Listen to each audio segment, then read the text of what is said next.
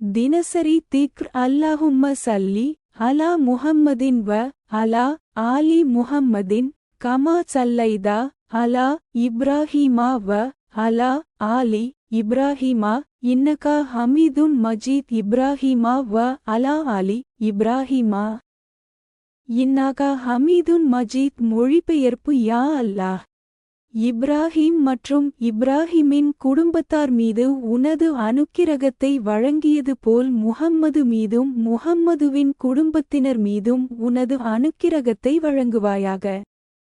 யா அல்லாஹ், இப்ராஹீமையும் இப்ராஹிமின் குடும்பத்தாரையும் ஆசீர்வதித்தது போல் முஹம்மதுவையும் முஹம்மதுவின் குடும்பத்தையும் ஆசீர்வதிப்பாயாக. நீ போற்றத்தக்கவன், மகத்தானவன்.